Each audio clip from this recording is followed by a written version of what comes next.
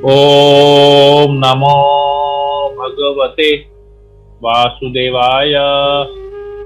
ओम नमो भगवते वासुदेवाय। ओम नमो भगवते वासुदेवाय। तो हम लोग जैसे जानते हैं कि दशरथ महाराज के 4 पुत्र थे। सबसे बड़ा पुत्र राम, जो कि कौशल्या के पुत्र थे। फिर भरत, जो कि कैकेयी के पुत्र थे। और लक्ष्मण और शत्रुघ्न, जो सुमित्रा के पुत्र थे। तो आज हम लोग हर एक, ये जो 4 भाई हैं, इनके हर एक नाम के अर्थ को समझने का आज प्रयास करेंगे। तो भगवान राम जो नाम है, जो शब्द है, उसका अर्थ पद्म पुराण में दिया गया है। तो पद्म पुराण में आता है इस प्रकार: रमन्ते योगिनो अनन्ते सत्यानंदे चितात्मनि इति नाम पदेनाशो परब्रह्म अभिधीयते। रमन्ते योगिनो अनन्ते सत्यानंदे चिद आत्मनि इति राम पदेनाशो पर ब्रह्म अभिधीयते। तो कहते हैं जो भगवान राम है वो पर ब्रह्म है, वो पर ब्रह्म कहलाते हैं। पर ब्रह्म अभिधीयते अर्थात वो पर ब्रह्म कहलाते हैं, सुप्रीम एब्सोल्यूट ट्रुथ। तो भगवान राम जो है पर ब्रह्म कहलाते हैं, या पर ब्रह्म जो है भगवान राम के नाम से संबोधित किया जाता है। क्यों? क्योंकि वो अनंते सत्यानंदे चिद आत्मनि, वो अनंत आनंद के सागर है, महासागर है। अनंत आनंद है उस नाम में, उनमें अनंत आनंद है। और उस आनंद को कौन महसूस करते हैं? रमन्ते योगिनो, जो योगी हैं वो इस भगवान राम के नाम में रम जाते हैं। रमन्ते, उसमें जो है आनंद उठाते हैं। क्यों? क्योंकि भगवान राम खुद परब्रह्म है और अनंत आनंद के सागर है। तो भगवान राम का जो नाम है उसका अर्थ है कि जो परम आनंद के सागर हैं, अनंत आनंद के सागर हैं। तो हम जैसे देखते हैं इस भौतिक जगत में हम बहुत सारी सुंदर वस्तुओं के प्रति आकृष्ट होते हैं, और भगवान रामचंद्र तो पर्सोनिफिकेशन है किसके? सुंदरता के। तो उनके प्रति जो भी योगी जन है उनके प्रति आकृष्ट होते हैं, क्योंकि उन्हें परम आनंद का वो लोग परम आनंद महसूस करते हैं भगवान राम से जुड़ने के बाद। तो भगवान राम से जुड़ने से और भौतिक जगत की वस्तुओं के प्रति आकृष्ट होने में क्या अंतर है वो हम देखते हैं। रुक्मिणी एक बार कृष्ण को चिट्ठी लिखती है, श्रीमद् भागवतम में आता है। विवाह के पहले, विवाह के पूर्व रुक्मिणी एक चिट्ठी लिखती है भगवान श्री कृष्ण को। उसमें क्या लिखती है चिट्ठी में? लिखती है कि श्रुत्वा गुणान भुवन सुंदर श्रृण्वतां ते निर्विश्य कर्ण विवरेर हरतो अंगतापम रूपम दृश्यम दृश्यमताम अखिलार्थ लाभम त्वयि अच्युत्य विश्यति चित्तम अपत्रपम में। श्रुत्वा गुणान भुवन सुंदर श्रृण्वतां ते, रुक्मिणी कहती है कि श्रुत्वा मतलब मैंने केवल कृष्ण को चिट्ठी में लिखते हैं कि मैंने केवल आपके गुणों के बारे में, श्रुत्वा गुणम, मैंने केवल आपने के गुणों के बारे में सुना है, और वो श्रवण जो मैंने किया है वो बातें मेरे हृदय में आ गई हैं। और क्या श्रवण किया है? भुवन सुंदरम शृण्वताम ते, आप इस पूरे भौतिक जगत के सबसे सुंदर व्यक्ति है, आपकी लीलाएं अत्यंत सुंदर है, केवल मैंने उसका श्रवण किया है। और श्रवण करने से क्या हुआ है? निर्विश्य कर्ण विवैर हरतो अंग तापम, तो मेरे जो शरीर का जो ताप है वो पूरा शांत हो गया है। हम लोग जब इस भौतिक जगत में किसी भौतिक चीज के साथ जुड़ते हैं तो या आकृष्ट होते हैं तो हमारे शरीर का ताप बढ़ जाता है। क्यों? क्योंकि हमको उसको पाने की इच्छा होती है। शरीर को, इंद्रियों को, हृदय को उस चीज को पाने की इच्छा होती है, और उस पाने की इच्छा की वजह से हम फिर काम करते हैं, कार्य करते हैं, कर्म करते हैं। और उस कर्म, जैसे ही हम कर्म करते हैं तो हमारे भौतिक शरीर, हमारे जो शरीर का जो टेम्परेचर है, जो ताप है, वो बढ़ जाता है। परंतु भगवान, इधर रुक्मिणी क्या कह रही है? मैंने केवल आपके गुणों का श्रवण किया है और मेरे अंग का पूरा ताप जो है खत्म हो गया है। तो सोचिए कि भगवान कितने आनंद प्रदान करने वाले हैं कि जैसे ही हम भगवान के साथ जुड़ते हैं, भगवान के सौंदर्य के साथ जुड़ते हैं, हमारा पूरा शरीर का ताप शांत हो जाता है। क्यों? क्योंकि हम सेटिस्फाइड, हम संतुष्ट हो जाते हैं, पैसिफाई हो जाते हैं। तो ये फर्क है भौतिक चीजों के प्रति आकृष्ट होना और भगवान की सुंदरता के प्रति आकृष्ट होना। तो हम लोग इस भौतिक चीजों को पाने के लिए कितना कुछ सैक्रिफाइस करते हैं। अपना समय सैक्रिफाइस करते हैं कार्य करने में, धन कमाने में, अपने एनर्जी को सैक्रिफाइस करते हैं। कितने लोग तो अपने परिवार से अलग होकर रह के कार्य करते हैं, परिवार का संग को सैक्रिफाइस करते हैं। क्यों? क्योंकि हम खुशी की तलाश में रहते हैं, सुख की तलाश में रहते हैं। परंतु क्या हमको सुख मिलता है? कुछ समय के लिए मिलता है, परंतु परमानेंट नहीं मिलता है। लेकिन कृष्ण भक्ति ये है, इसमें हम कृष्ण की खुशी के लिए, कृष्ण के आनंद के लिए हम सैक्रिफाइस करते हैं, कार्य करते हैं और सैक्रिफाइस करते हैं। तो इसको और थोड़ा अच्छी तरह से हम लोग समझते हैं कि कहते हैं कि जब हम लोग किसी दुकान में या मॉल में कुछ भी शॉपिंग करने जाते हैं, कुछ खरीदने जाते हैं, तो हम वहां पर देखते हैं बहुत सारे एडवर्टाइजमेंट वहां पर होते हैं। और एडवर्टाइजमेंट में क्या लिखा रहता है? Bring smiles to your home, अपने घर में खुशियां लाइए। टीवी में एडवर्टाइजमेंट देखते हैं, बड़ा सेल आता है, घर में खुशियां लाइए, अपने घर में खुशियां लाइए, अपने घर में खुशियां लाइए। तो क्या हम लोग फिर जाते हैं, हम लोग ढूंढते हैं चीजें कि खुशी कहाँ मिलती है, तो हमको खुशी नहीं मिलती है। हमको क्या मिलता है? कुछ प्रोडक्ट मिलता है। हम लोगों को ऐसे लगता है कि ये पर्टिकुलर सामान लेने से हमको खुशी मिलेगी। तो परंतु सामान लेने से कुछ समय तक हमको थोड़ा सा सुख की अनुभूति होती है, पर साथ ही साथ दुख का भी हमको अनुभव करना पड़ता है। तो कहने का अर्थ है कि खुशी कोई ऐसी प्रोडक्ट नहीं है, खुशी बोल के कोई ऐसी चीज नहीं जो मॉल में या दुकानों में मिलता हो। वहां पर इंद्र तृप्ति की जो विषय है, चीजें जो इंद्र तृप्ति के जो चीजें हैं वो हमको मिलती है, और उसका बाय प्रोडक्ट होता है उसके साथ आया हुआ दुख।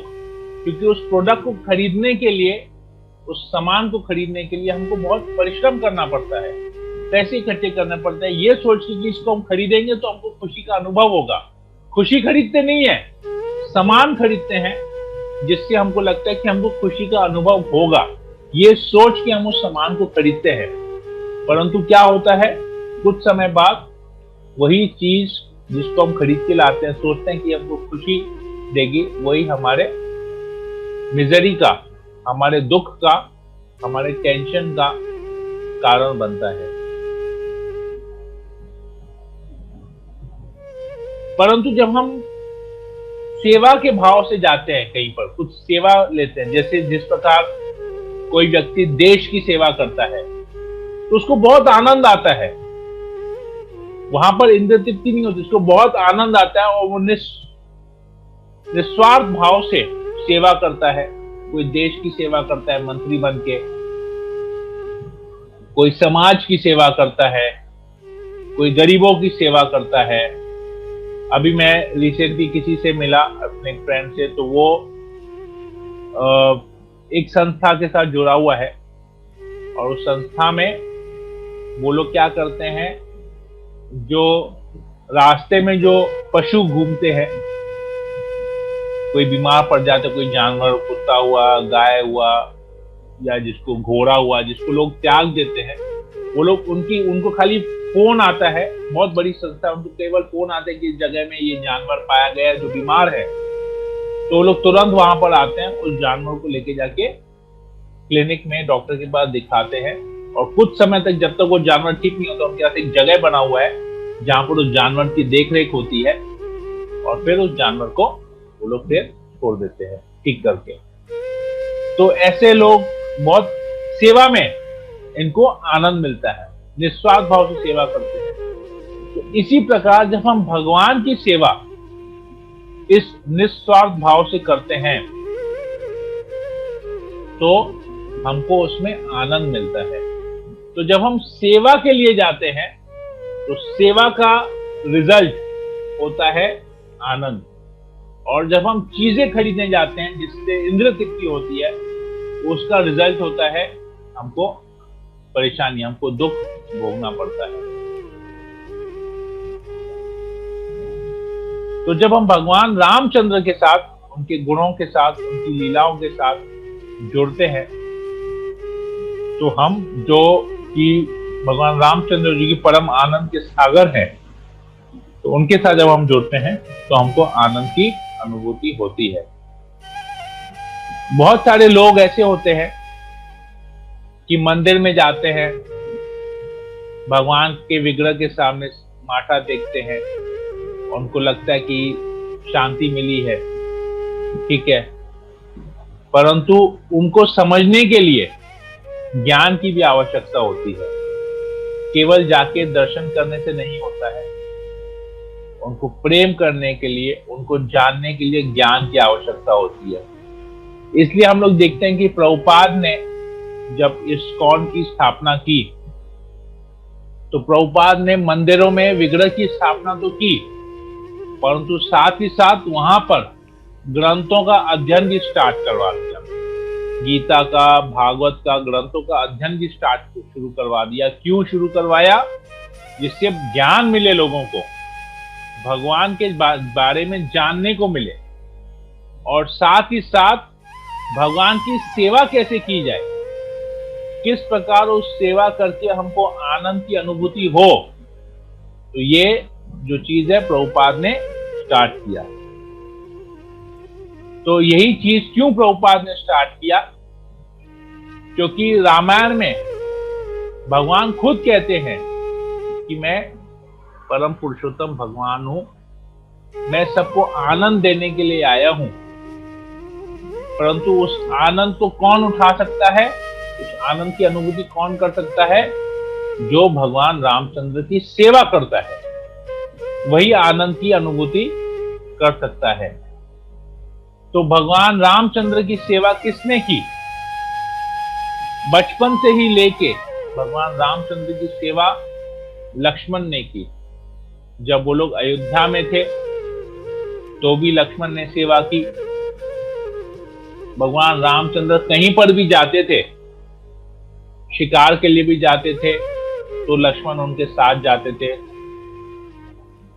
यहां तक कि भगवान रामचंद्र खाना खाने के लिए बैठते थे, भोजन के लिए बैठते, तो भी लक्ष्मण उनकी सेवा करते थे और दोनों भाई साथ में लेते थे साथ।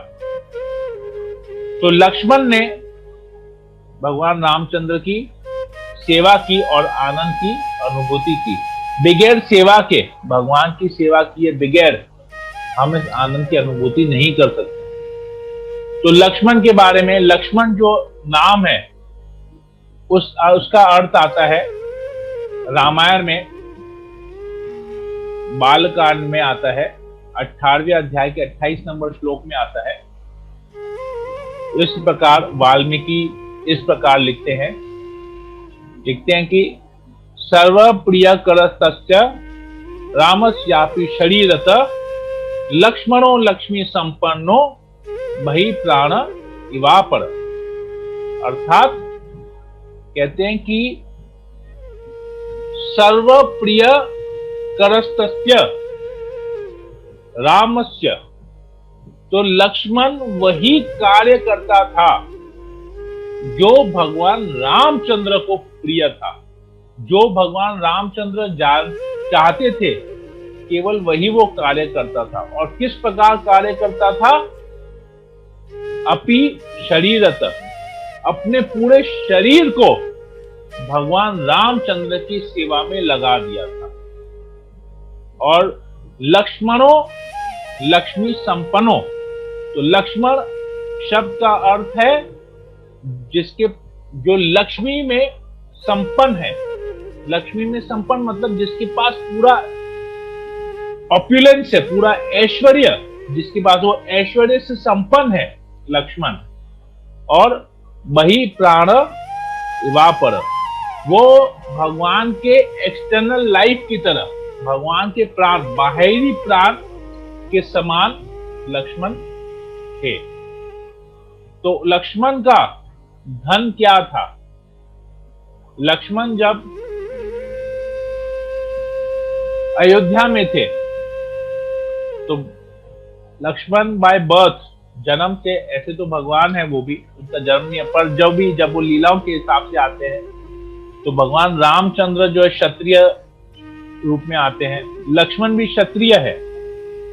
तो एक क्षत्रिय का कार्य है कि वो राज्य करेगा, राजा बनेगा, परंतु यहां पर लक्ष्मण जो है क्षत्रिय होने के बावजूद भी सेवा भाव उसमें आता है और वो भगवान रामचंद्र के, अपने बड़े भाई की जो क्षत्रिय, उसकी सेवा करता है। तो ये जो लक्ष्मी जो संपन्न है, ये कोई भौतिक जगत की लक्ष्मी नहीं है, ये सेवा की लक्ष्मी है। इस सेवा की लक्ष्मी से लक्ष्मण जो है पूरे संपन्न थे। क्योंकि जब ये लोग वनवास में गए थे, जंगल में जब वनवास में गए थे भगवान रामचंद्र, तो भगवान रामचंद्र जब बोलने आए लक्ष्मण को कि मुझे पिताश्री ने कहा है कि मुझे 14 वर्ष के लिए वनवास में जाना है, तो मैं जा रहा हूं। तो लक्ष्मण ऐसा नहीं बोलता, अच्छा 14 साल के लिए जा रहे हो, बोलो क्या क्या कपड़े पैकिंग करके दे दूं, तुम जाओ, तो 14 साल की मुझे भी थोड़ा सा आराम मिलेगा।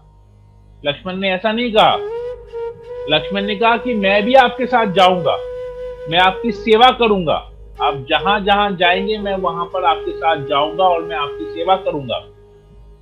तो जब वे लोग जंगल में गए तो लक्ष्मण जो है अपने साथ वो धन नहीं लेके गया अपने साथ कि भाई वहां जाएंगे तो वहां पर कई कुटिया बनाने के लिए कुछ खरीदना पड़ेगा, लकड़ी वगैरह खरीदनी पड़ेगी, घास खरीदना पड़ेगा, घर बनाने के लिए कुछ सामान खरीदना पड़ेगा, कुछ बर्तन खरीदने पड़ेंगे, वो सब के लिए धन नहीं लेके गया वो।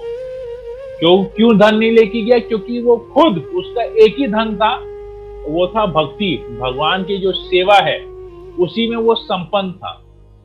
तो यही धन वास्तविक रूप में धन होता है, भगवान की सेवा। तो यही सेवा के लिए हम लोग सब लोग जो है भगवान से हमेशा प्रार्थना करते हैं कि हमको भगवान की सेवा मिले। जब हम हरे कृष्ण महामंत्र का जप करते हैं तो हम यही चीज भगवान से उनकी सेवा के लिए मांगते हैं कि भगवान आप हमको अपनी सेवा में लगाइए।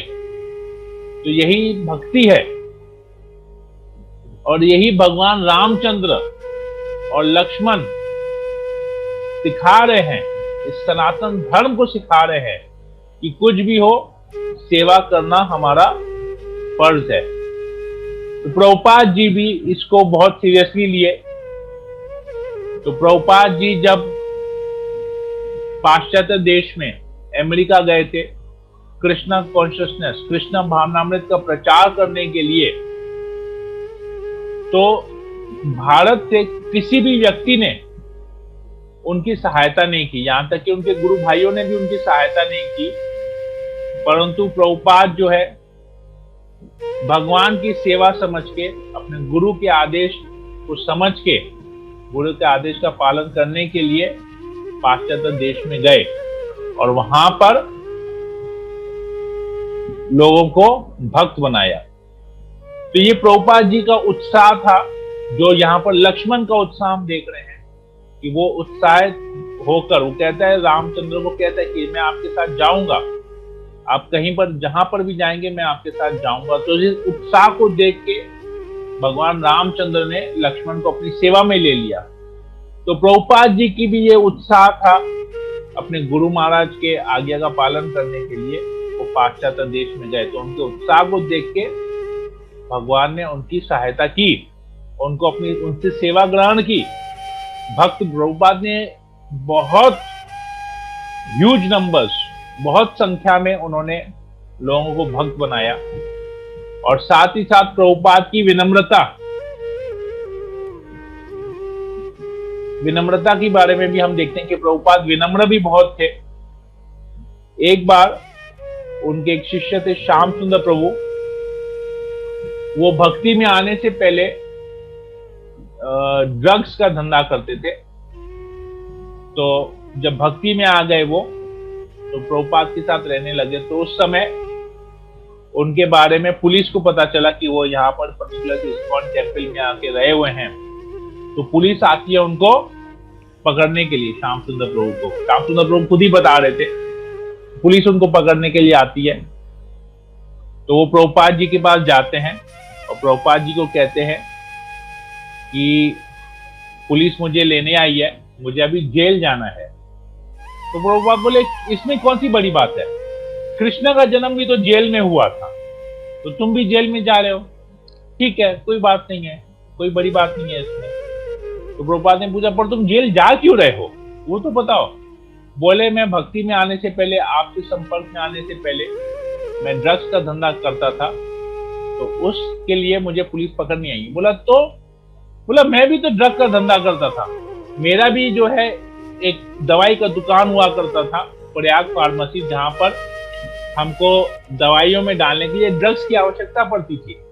कुछ मेडिसिन होते हैं जिसमें ड्रग्स डालना पड़ता है मेडिसिन को पावर बढ़ाने के लिए। तो बोले मैं भी तो ऐसे था। तो ये प्रभुपाद की विनम्रता थी कि वो ये जो नए नए लोग थे जिनको प्रभुपाद ने कृष्ण भक्ति में लेके आए, तो उनके इंटेलिजेंस के हिसाब से, उनके बुद्धि के हिसाब से प्रभुपाद ने उनको गाइड किया विनम्र बनकर। कि प्रभुपाद के पास तो पूरा ज्ञान था, परंतु वो ज्ञान से उन्होंने कभी अहंकार नहीं जताया, उन्होंने विनम्र भाव से हमेशा अपने शिष्यों के प्रति विनम्र भाव रखा। और साथ ही साथ प्रभुपाद अपने शिष्यों की छोटी चीज, छोटी बात, कार्य को भी बहुत प्रशंसा करते थे। कैसे प्रशंसा करते थे प्रभुपाद जी? एक बार उन्होंने एक माता जी को एक राधा कृष्ण की फोटो दी कि इसका तुम मुझे एक स्केच बना के दिखाओ। तो माता जी ने जैसी स्केच बनाया, तो वो फोटो क्या था कि कृष्ण खड़े हैं, बांसुरी बजा रहे हैं, हाथ में लेके से बांसुरी बजा रहे हैं, और राधा रानी के हाथ में एक माला है जो भगवान श्री कृष्ण की तरफ उनका हाथ है, जैसे वो माला पहनाने जा रही है।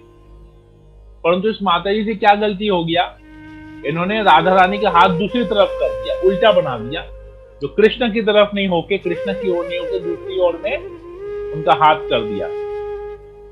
तो प्रभुपाद जी ने देखा ये फोटो को, तो प्रभुपाद जी ने बोला, अरे राधा रानी का हाथ दूसरी तरफ क्यों है, कृष्ण के अलावा भी और कोई है क्या वहां पर जो तुमने राधा रानी के ऐसे किया है? तो माता जी थोड़ी सी घबरा गई, बोले मेरे से बहुत बड़ी गलती हो गई। तो प्रभुपाद ने बोला नहीं नहीं, मैं मजाक कर रहा हूं, एक्चुअली तुमने जो पेंटिंग बनाया ना ये बहुत अद्भुत है, ये दूसरे पेंटिंग से डिफरेंट है। तो राधा रानी को ये पेंटिंग बहुत अच्छा लगा, इसमें तुमने कृष्ण को बहुत सुंदर तरीके से जो है पेंटिंग किया है, कृष्ण का बहुत सुंदर तरीके से चित्र बनाया है। तो राधा रानी इससे बहुत खुश है और ये माला वो तुमको पहनाने के लिए उसने अपना हाथ इस तरफ किया है। तो देखिए प्रभुपाद कैसे प्रशंसा करते थे। गलतियां तो सबसे होती हैं, परंतु उसमें जो अच्छाई है उसको प्रभुपाद ने सामने लाके प्रशंसा कर दिया। तो यही हम देखते हैं एक अच्छे प्रचारक में, एक अच्छे मैनेजर में और एक खराब व्यक्ति में क्या अंतर है, खराब मैनेजर में या खराब लीडर में, और अच्छे लीडर और खराब लीडर में क्या अंतर है, यहाँ पर आता है। अच्छा लीडर जो होता है, जो एक्सपर्ट होता है, वो हमेशा अपने से नीचे के लोगों में हमेशा उनकी अच्छाइयों को देखता है,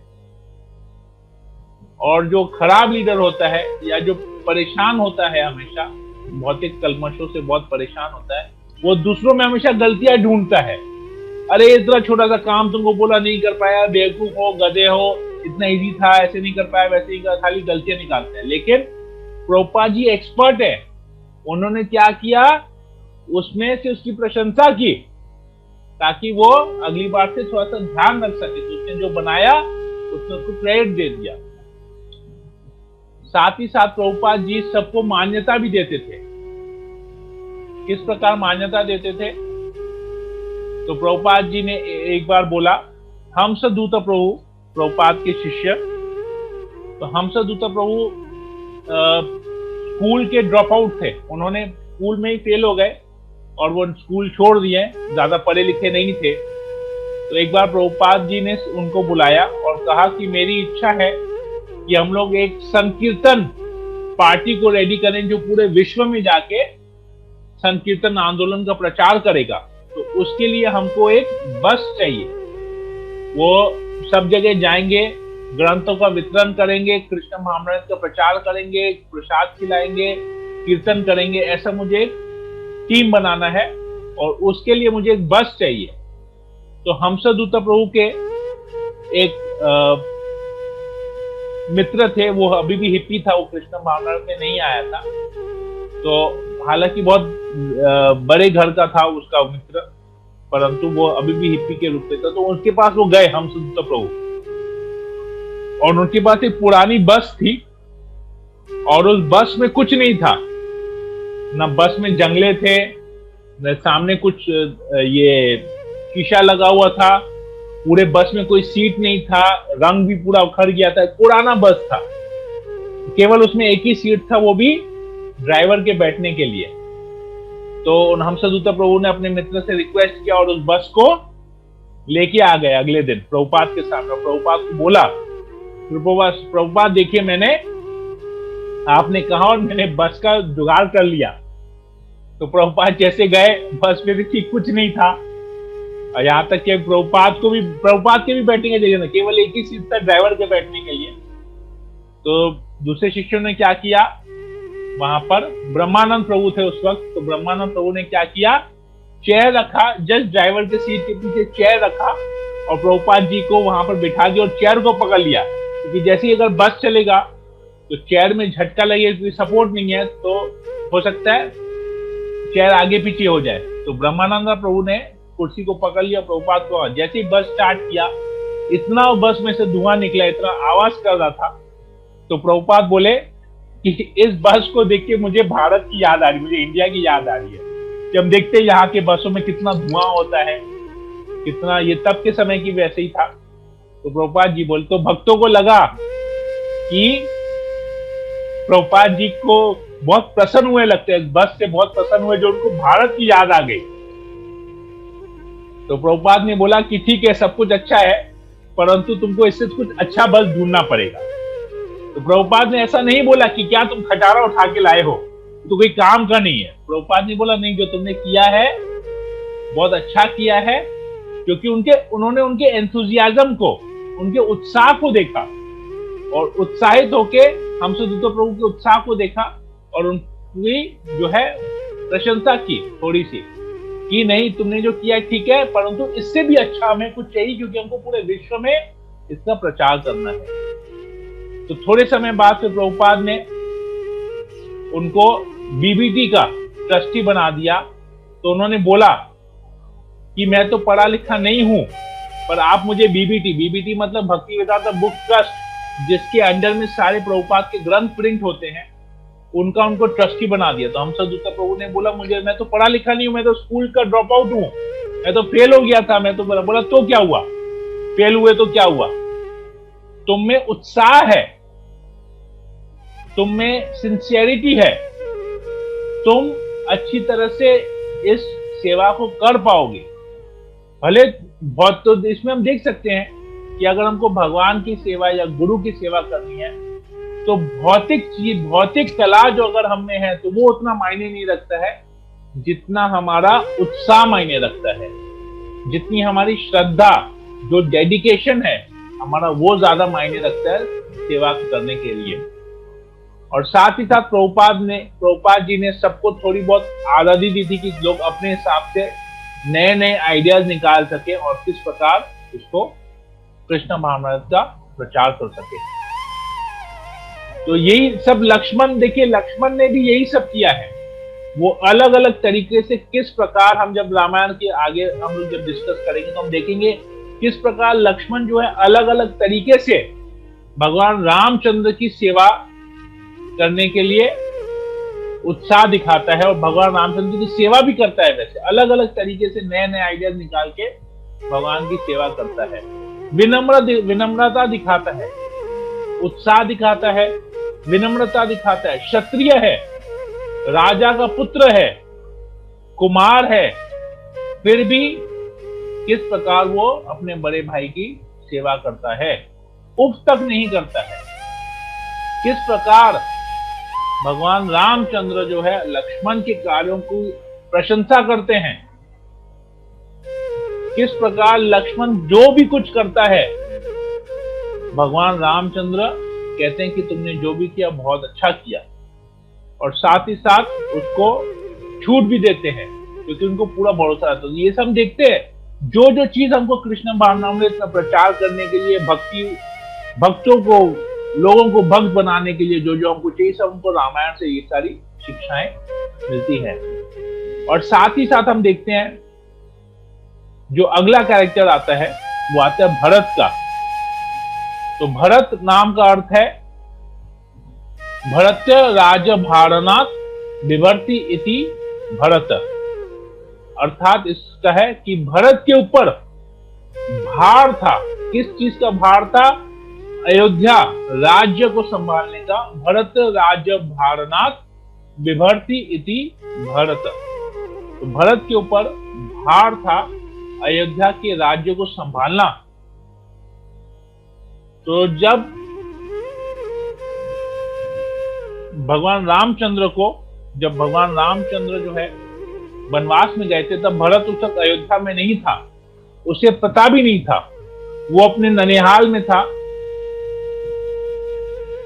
और जब वो वहां से आया तब आके देखा कि रामचंद्र नहीं है, तो उन्होंने तुरंत पूछा कि कहाँ है मेरे बड़े भाई रामचंद्र, कहाँ पर हैं, उनसे मिलने के लिए उत्सुक हूं। तब उनको पता चलता है उनकी माता कैकेयी के कहने पे भगवान रामचंद्र, सीता और लक्ष्मण तीनों वनवास में चले गए हैं। तो लोग भरत को गलत समझते हैं, कहते हैं कि ये जरूर भरत का ही, क्योंकि रामचंद्र तब राजा बनने वाले थे, उनका पूरे राज अभिषेक का तैयारी हो चुका था और उसी समय ऐसा घटना घटी। तो उस वक्त जब वो आए तो लोगों को लगा, अयोध्या वासियों को लगा कि भरत जो है इस पूरे षड्यंत्र में अहम भूमिका भरत की है, जिसने अपनी माता कैकेयी को कह के भगवान रामचंद्र को वनवास करवाया, जबकि भरत को कुछ पता ही नहीं था। तो सोचिए कितना बड़ा भार था उसके ऊपर में, कैसा भार, उसके ऊपर ऐसा इल्जाम लगाया हुआ था कि जो कार्य उसने कभी किया ही नहीं है, मतलब सोच भी नहीं सकता है। उस षड्यंत्र का इसको भागीदार बनाया गया। तो वो कैसे उसका भार उठा रहा था और भगवान रामचंद्र के सेवा में वो था, पूरे अयोध्या पे राज कर रहा था। सोचिए ऐसी जगह पे वो राज कर रहा था जहां पर लोग उसके खिलाफ हैं, जिसकी वजह से वो अयोध्या में रहा भी नहीं। वो भगवान रामचंद्र की पादुका को लेके आया और पादुका की सेवा कर रहा था। और अयोध्या में नहीं रह के अयोध्या के दूर 18 किलोमीटर दूर नंदीग्राम बोल के एक जगह था, वहां पर बैठ के वो अयोध्या पे राज कर रहा था, अयोध्या वासियों की सेवा कर रहा था, परंतु अयोध्या में नहीं। और किस तरह, राजा के वेश में नहीं, एक साधारण व्यक्ति के वेश में वो रह के वहां पर राजपाट संभाल रहा था। सारे अयोध्यावासी उसके खिलाफ थे, फिर भी वो उसको सही तरीके से राज को संभाल रहा था। तो ये सेवा हम देखते हैं। तो कभी कभी हमारे साथ भी ऐसा होता है।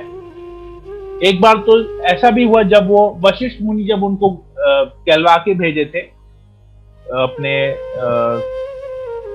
राज्य के लोगों को भेजा था वहां पर कि भरत को बुला के लाओ। तो भरत जब आया तो देखे कि जब रामचंद्र और दशरथ महाराज की मृत्यु हो चुकी है, तो समय आया कि दशरथ के पिता को अंतिम संस्कार करना है दशरथ महाराज का।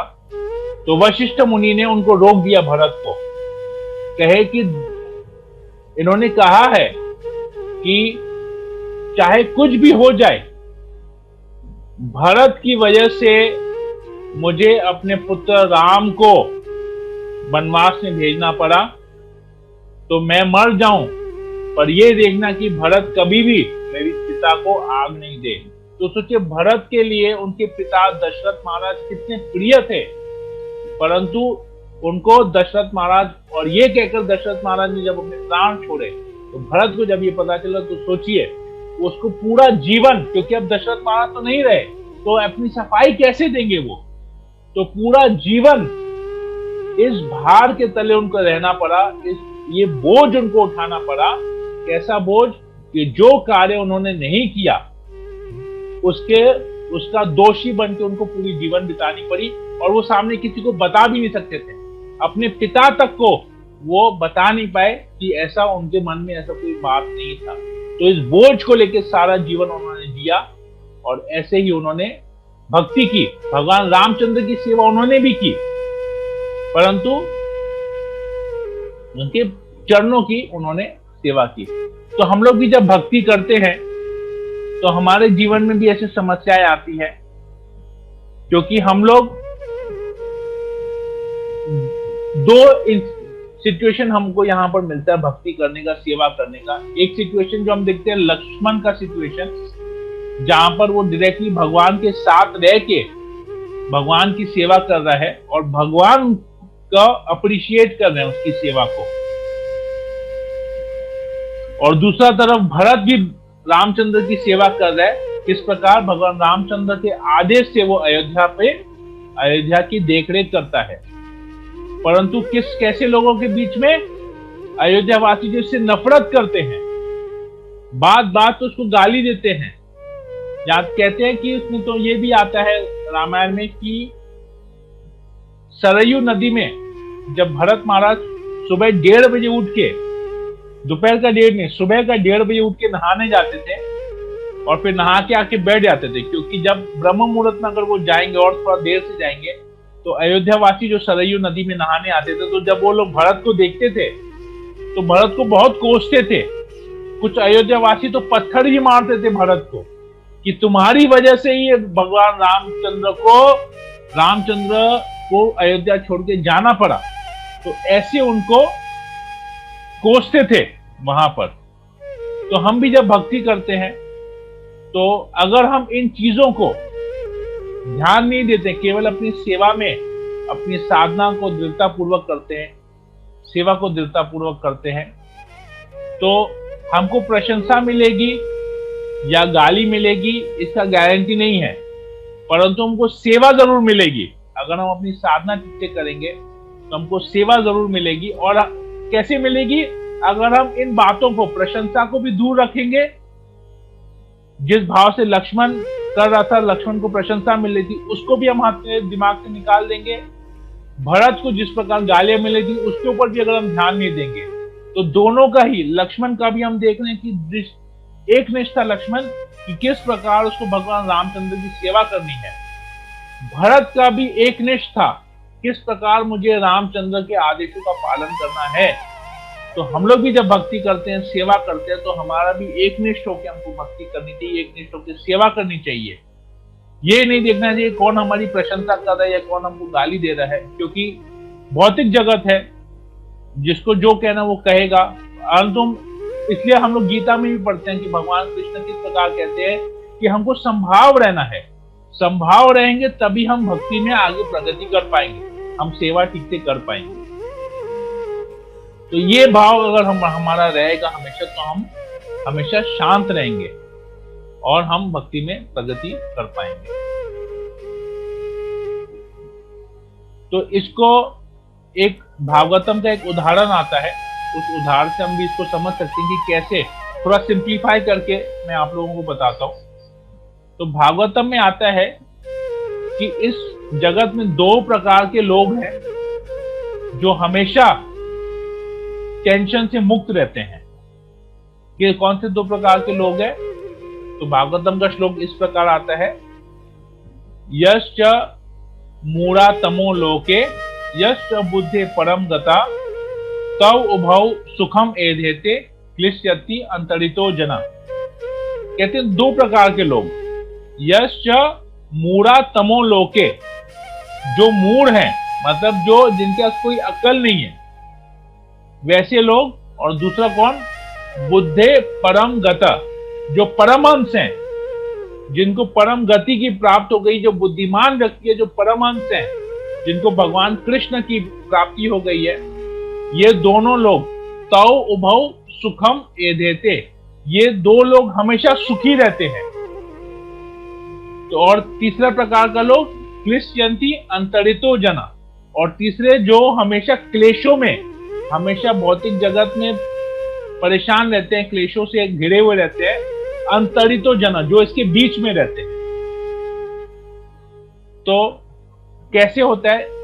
जैसे एक, अगर हम लोग स्कूल लाइफ में देखेंगे, अपने स्कूल लाइफ में, अपने एजुकेशन लाइफ में अगर हम जाएंगे, तो हम देखते हैं कि जो क्लास से फर्स्ट आता है ना, उसको कभी टेंशन नहीं होता एग्जाम का, वो बिंदास रहता है, क्योंकि उसने पूरे साल इतनी अच्छी तरह से पढ़ाई की है कि उसको एग्जाम के पहले भी टेंशन नहीं रहता है।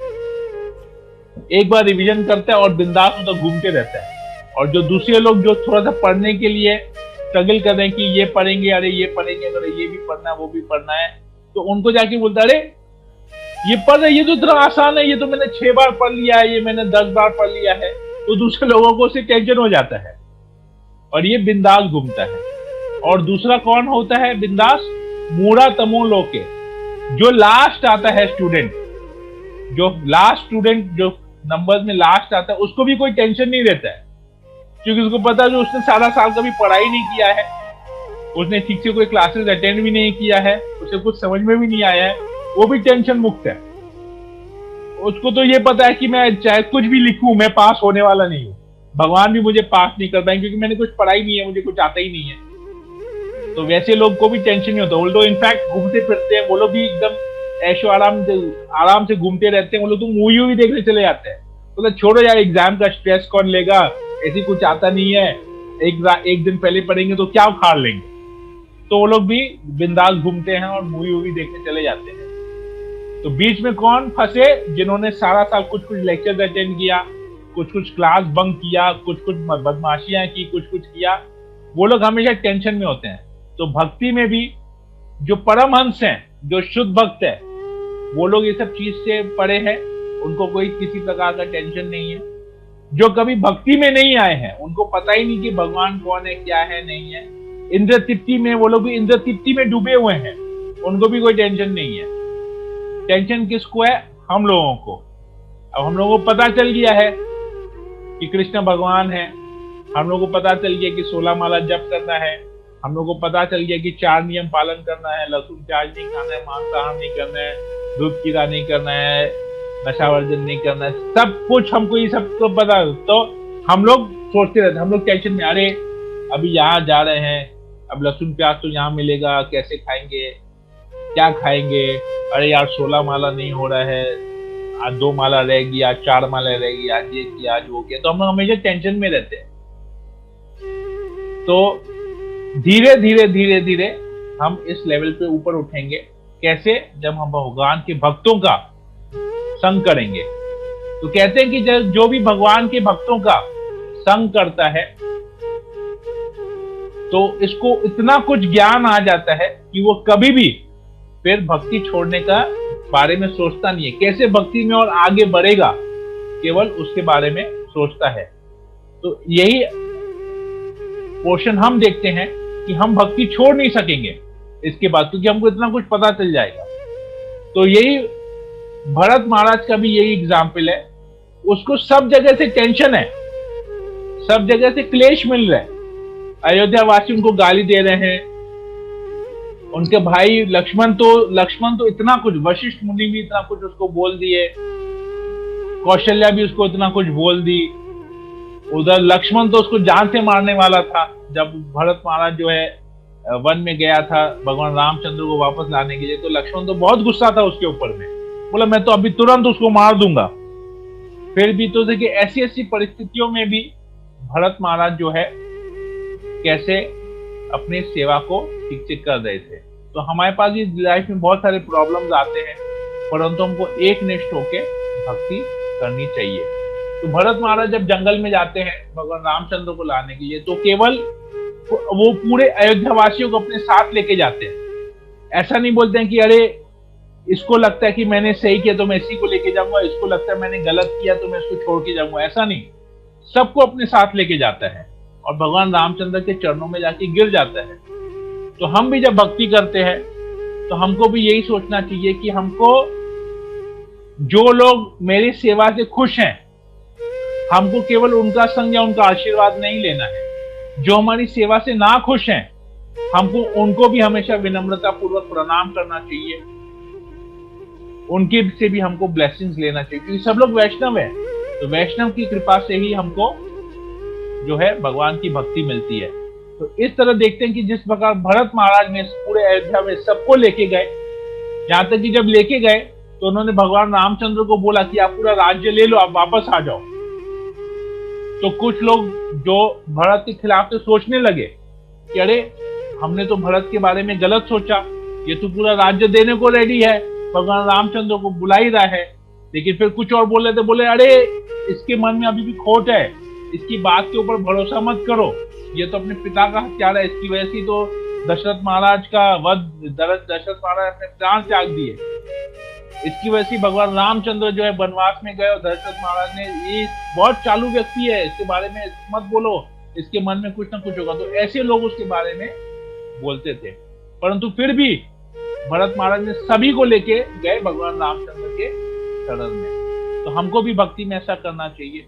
हमको देखना चाहिए कि जो लोग हमसे नाराज हैं, हमको उनसे भी हमेशा विनम्रता पूर्वक पेश आना चाहिए और उनकी भी कृपा हमको लेनी चाहिए। वेदांत में आता है शत्रुघ्न। तो शत्रुघ्न का अर्थ है शत्रुहंता इति शत्रुघ्न। तो शत्रु का इसने अपने शत्रु को इसने मार दिया था। शत्रुघ्न का शत्रु कौन था? अहंकार। हमारा सबसे बड़ा शत्रु है हमारा अहंकार। कैसे उसने अपने अहंकार को मारा शत्रुघ्न ने? वो भरत महाराज की सेवा करने गया। लक्ष्मण जो है भगवान की सेवा कर रहा है और शत्रुघ्न भरत की सेवा कर रहा है। तो भक्त की सेवा, लक्ष्मण डायरेक्ट भगवान की सेवा कर रहे हैं, भरत क्या कर रहे हैं? भगवान की सेवा कर रहे हैं। और शत्रुघ्न क्या कर रहे हैं? भरत की सेवा, मतलब भगवान की सेवा जो कर रहा है उसकी वो सेवा कर रहा है। तो श्री संप्रदाय में जो है लोग तुलना करते हैं और वो लोग शत्रुघ्न की सेवा को लक्ष्मण की सेवा से ज्यादा ऊपर समझते हैं और ज्यादा इंपॉर्टेंस देते हैं। क्यों? क्योंकि उसने अपने पूरे अहंकार को त्याग दिया। कैसे अहंकार को त्यागा? उसने भरत, जिसको पूरा अयोध्या कोस रहा था, वो भी चाहता तो वो भी बोल सकता था ऐसे कि नहीं तुमने सही नहीं किया, परंतु उसने देखा कि भरत ऐसा कुछ नहीं है, उसने अहंकार त्याग के भरत की सेवा करने के लिए वो राजी हो गया। जिस प्रकार लक्ष्मण रामचंद्र की सेवा कर रहा था, हमेशा उसी तरह शत्रुघ्न भी नॉन स्टॉप भरत की सेवा कर रहा था। हम लोग भक्ति में भी देखते हैं कि जैसे कभी कभी लोगों को पुजारी सेवा करने का बहुत इच्छा होता है कि लोग पुजारी सेवा करेंगे। जैसे ही उनको बोलेंगे प्रभु अभी आप इधर आ जाइए, कुछ भक्तों की सेवा करना है, तो उनको अच्छा नहीं लगता है। क्यों? क्योंकि जब वो लोग विग्रह की सेवा करते हैं तो विग्रह की सेवा में उनको आनंद मिलता है। क्यों आनंद मिलता है? क्योंकि विग्रह कभी कंप्लेन नहीं करते हैं कि आज तुमने जो भोग लगाया उसमें जो है थोड़ा सा नमक कम था, चावल में नमक कम था, सब्जी में मिर्ची ज्यादा थी, कंप्लेन नहीं करते हैं। जैसा भी भगवान को लोग खिलाते हैं, भगवान हमेशा मुस्कुराते रहते हैं। आप देखेंगे हमारे इस्कॉन के जितने भी मंदिर हैं विश्व में, कहीं पर भी आप देखेंगे विग्रह हमेशा मुस्कुराते रहेंगे। लोग कभी कुछ नहीं बोलते हैं, गलतियां नहीं बोलते हैं। लेकिन जैसे ही हम भक्तों की सेवा में आते हैं तो भक्त जो है हमें गलतियां निकालना स्टार्ट कर देते हैं। तो ये जब भक्त हमें गलतियां निकालते हैं तो हमारा अहंकार हमको कहता है कि ये आदमी ठीक नहीं है, हम इतना कुछ कर रहे हैं और ये मेरी प्रशंसा नहीं करके मुझे धिक्कार रहा है, मुझे भला बुरा कह रहा है। तो ये अहंकार हमको कहलाता है। ये हमारे अंदर जो अहंकार रहता है वो हमको जो है विनम्र होने से या पूर्ण रूप से शरणागत होने में हमारा जो है बाधक बनता है। परंतु शत्रुघ्न ने पूरे अहंकार को यहाँ खत्म कर दिया था। तो एक बार ऐसे प्रभुपाद के लाइफ में भी, प्रभुपाद की लीला में भी एक बार ऐसे हुआ। तो प्रभुपाद जी को ट्रैवल करना था, तो प्रभुपाद जी के लिए एक माता जी कुकिंग करके समोसा बना रही थी। प्रभुपाद जी को समोसा बहुत अच्छा लगता था, तो वो गरम गरम समोसा करके निकाले जा रही थी, फ्राई करके निकाले जा रही थी समोसा बना बना के। तो प्रभुपाद जी समोसा खाए जा रहे थे।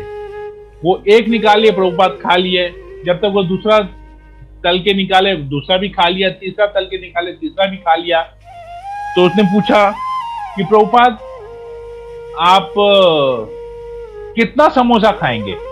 बोले तुम जितना मेरे को खिला सकते हो, तुम जितना बनाएगी मैं सब कुछ खा लूंगा, सारे समोसे खा लूंगा। तो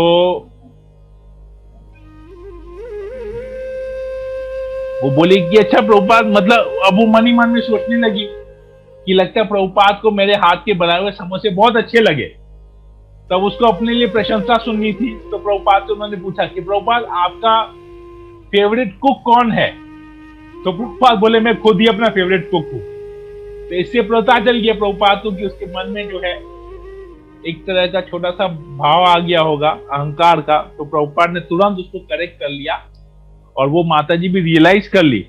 उनको लगा कि वो इतना अच्छा खाना बना रही है कि प्रभुपाद जी उनको आनंद से खा रहे हैं, तो वो अपने बारे में सोचने लगी।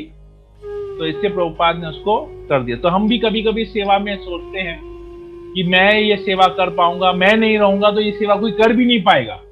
हम लोग अपने आप को महत्व देते हैं, सेवा को उतना महत्व नहीं देते हैं, अपने आप को इतना ज्यादा महत्व देते हैं, जिसकी वजह से कभी कभी वो सेवा भी हमारे हाथ से छूट जाती है। तो इसी प्रकार एक बार जब भुवनेश्वर का मंदिर बना था, इस्कॉन का मंदिर भुवनेश्वर में बना था, तो गौर गोविंद महाराज उस समय भुवनेश्वर टेम्पल के प्रेसिडेंट थे और उनको सेवा, प्रभुपाद ने उनको सेवा दिया था। प्रभुपाद तो भुवनेश्वर में ही थे।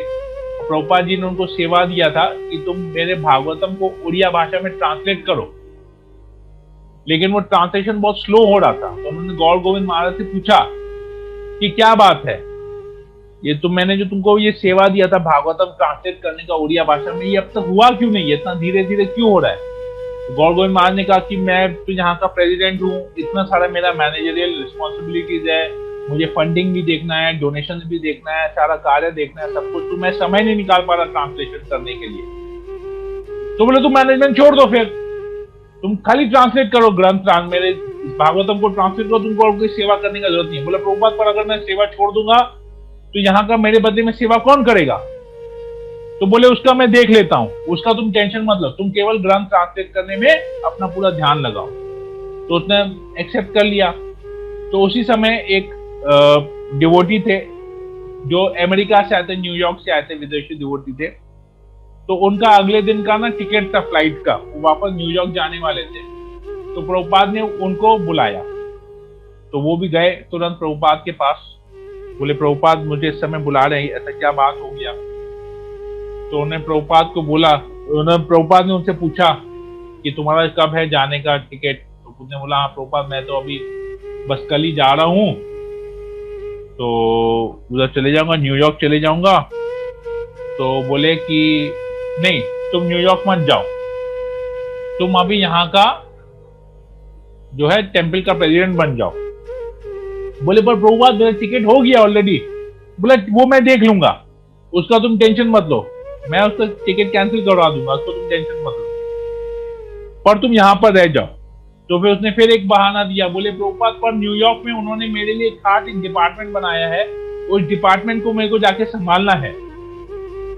तो प्रभुपाद बोले वहां पर उस डिपार्टमेंट में मैं किसी और को दे दूंगा संभालने के लिए, तुम टेंशन मत लो, तुम यहीं पर ही रहो। फिर उसने बोला कि प्रभुपाद ये इंडिया का क्लाइमेट जो है, यहाँ भुवनेश्वर में बहुत ज्यादा गर्मी है, ये क्लाइमेट मुझे सूट नहीं करता है। तो प्रभुपाद बोला तुम यहाँ पर ज्यादा समय तक रहोगे ना, 6-8 महीने तुमको यहाँ का मौसम भी सूट कर जाएगा, उसका भी तुम टेंशन मत लो।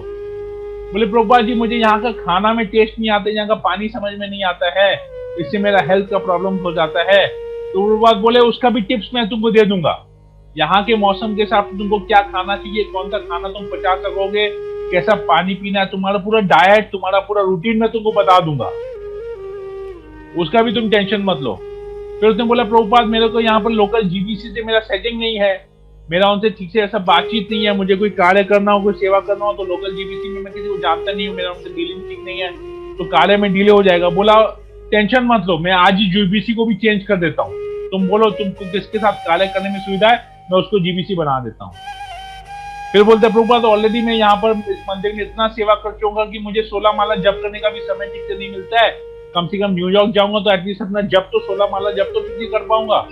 तो प्रभुपाद बोले तुमको जप करने का भी जरूरत नहीं है, क्योंकि तुम सुबह से लेकर रात तक मैं जो सेवा दे रहा हूँ भुवनेश्वर मंदिर में, इतना सेवा है तुमको, जब मैं प्रेसिडेंट बना दूंगा तुमको इतना सेवा यहाँ पर रहेगा कि तुमको जप करने का भी फुर्सत नहीं मिलेगा, चलेगा, तुम 24 आवर्स में तुमसे सेवा करूंगा सुबह से लेकर रात तक, तो जप करने का भी जरूरत नहीं है।